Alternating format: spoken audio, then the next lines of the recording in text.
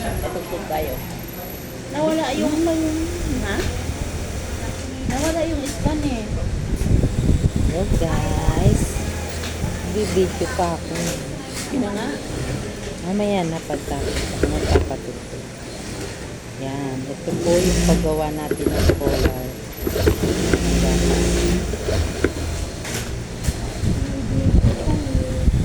Ganyan lang yan guys. Pa-smooth. Yan. Kailangan pantay. Mamaya na po natin yan itatapos. Guys.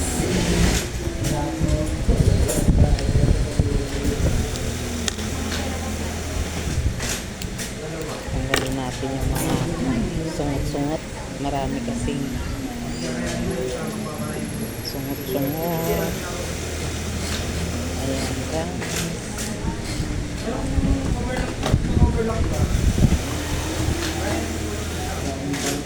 Hindi kasi ito nakatahi eh. Kaya kailangan papantayin natin para pag ng collar natin ay pantay na. Ayan. Ayan po ang pag-prepare. Itong operation na ito ay maraming pasikot-sikot. Yan. Papantayin mo pa rito. Then, magmamarking ka pa. Ganyan. Ganyan talaga pag nagko-collar.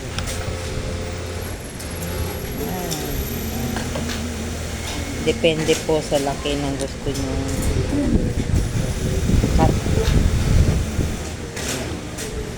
Tahin na po natin. Yun po sa pantayan natin, pasok po natin yung collar natin.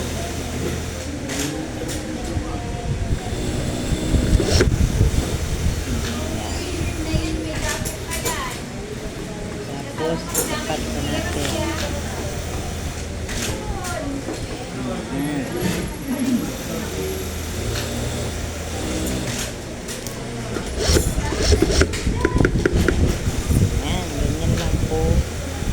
Siyempre, babalance po natin yung pagtahin natin.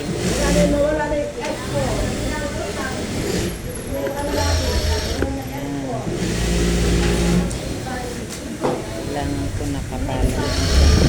Para mamaya pag-tapping natin, hindi na tayo mahihirapan.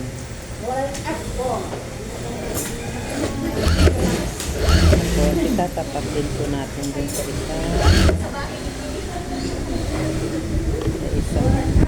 tandaan natin.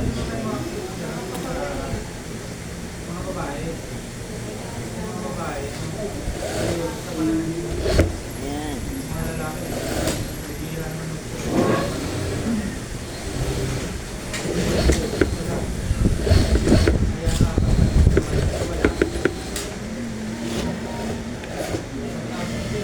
Na-attach na po natin siya.